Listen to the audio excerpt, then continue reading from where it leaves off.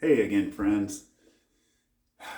Sorry, it's kind of cold in here, so I'm pretty bundled up. But I got this shirty hoodie thing that I found at Goodwill a few hours ago. I just had to have it. It's so warm. It's super long, very cozy. I guess that's neither here nor there, right?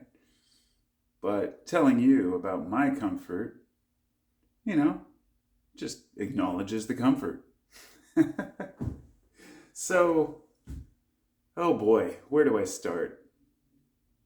I didn't really want to make a video like this, especially because, well, I've got so much on my mind right now. It's very hard to talk about, topics without my mind wandering off.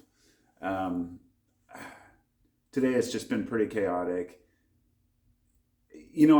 I would like to pretend I'm one of these multitasking kind of guys, but, and I do try, but, when I break away from my work and my flow state, it's, it makes it hard to get back into it, right? So I've been doing a bunch of, running to the store, picking stuff up, and then researching how to fix my washing machine because it broke. So I got another one used, and I just got that home last night, and it broke too. It was broken too, and so I got frustrated and threw my phone on the couch, and it hit the edge of the couch, and it cracked and broke my whole phone. Like the screen just went blank. So I had to go out and get a new phone so I could get back in touch with somebody I was trying to reach last night. And it's just been one of those days, right? And why am I telling you all of this? Well, because these are things that humans do. Okay, we like warm clothes. We stress out about trying to get certain things done on time, and then we have pride in our accomplishments and our efforts, the things that we've done. And the modern environment for human beings, at least in the West, is just completely non-compatible.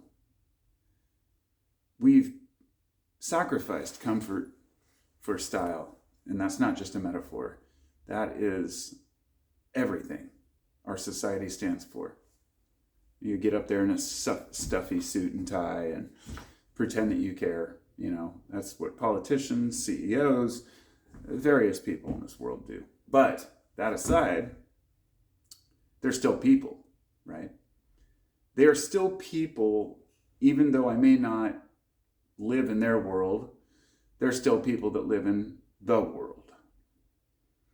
And so all the decisions that have been made my whole life, that have, not just for me, but for society in general, have been by the few, the ruling class, which has, dominated choices from the beginning. And we just want to live our normal lives in our comfy hoodies and deal with our daily things, our daily issues.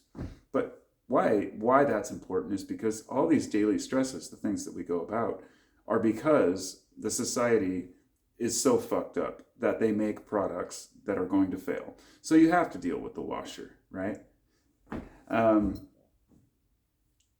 It sounds like bitching. It's not. It's deeper than bitching. I have totally come to terms with the fact that nothing in society will ever serve the person unless other people, human beings, do it for the right of human beings.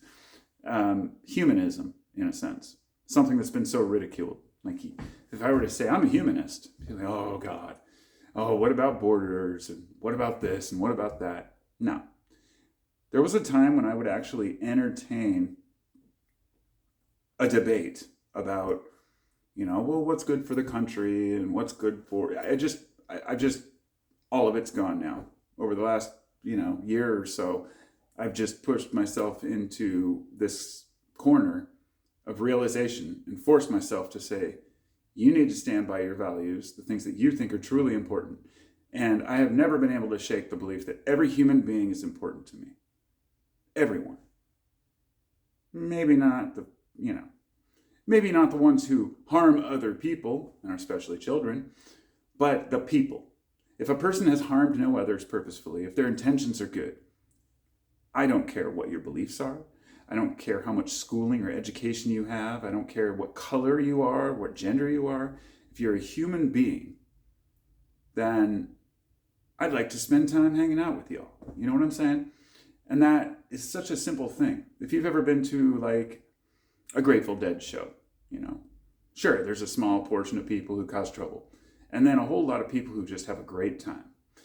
Go into each other's camps and talk to each other about life and think about the universe. And this whole idea that, like, that's one of the best atmospheres I've ever been in. But these are the atmospheres that are ridiculed by, you know, the ruling classes. Of course, they love to get together and have parties too. They just do different things on islands, things that I won't even get into here, the files. But what I'm getting at is that I care a lot about other people. And it doesn't always show. Sometimes I'll be a little scathing about, you know, like, especially politicians. You know, I saw an interview with Woody Harrelson earlier, and he was saying that he's basically an anarchist. And I'm like, I'm glad I'm not the only one. You know, the true root of anarchy. Like, people can say, oh, well, somebody's got to be in charge. That's the mentality of somebody who can't be in charge of themselves. Okay? That's how I feel. A person who cannot actually imagine living a life where they actually have to make their own choices would rather have somebody else telling them what to do. And I didn't realize how bad this was until, you know, recent years.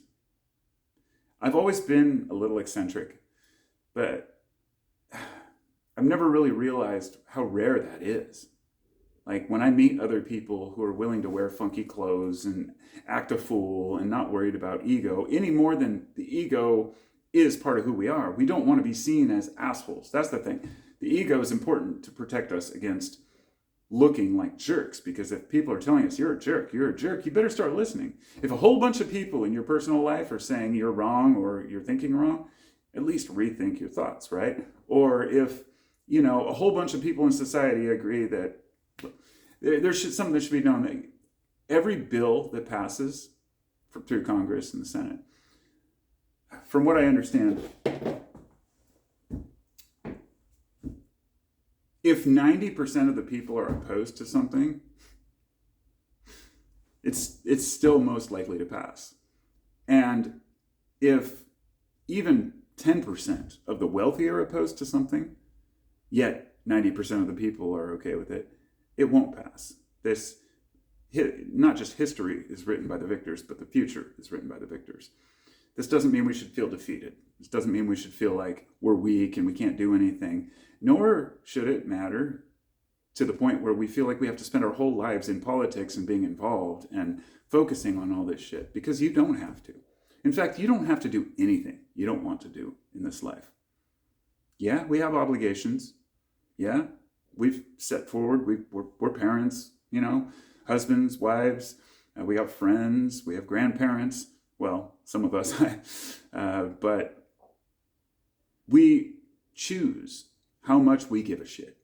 And for so long, I've, you know, just kind of kept my thoughts to myself about a lot. But believe it or not, even with the thousands of YouTube videos, there's a lot of things I don't talk about. And that's because, not just because I'm not at all afraid of sharing my opinion on things. It's just that I feel like folks aren't ready to hear it, or people don't want to hear it. There's something to be said about the truth. And growing up, I used to think, if only the truth were available. If only the truth were something that we were able to access, that we could all know and settle the score and be done with it and move forward in life. And I realized people don't want the truth. And it took me until about 6 years ago when I really saw it, you know, how this really unfolded. How many people have no desire to know anything that's the truth if it conflicts with their beliefs. And that's a hard one, because I get it. We don't all know the truth, and we don't all know if we're right. And we can't always be listening to somebody else. And at some point, you have to settle for your beliefs. You have to set your values in stone, and that's okay too. But sometimes we're wrong. But when you're doing things for the good of yourself, you're never wrong.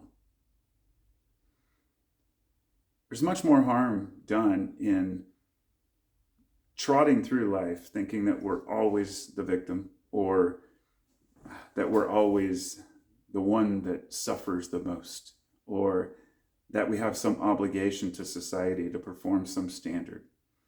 As the old quote Mark Twain goes, I was going to say the quote Mark Twain quote goes, because you never know who really said something, but of course it's easier to fool a man than convince him he's been fooled. That's a good one.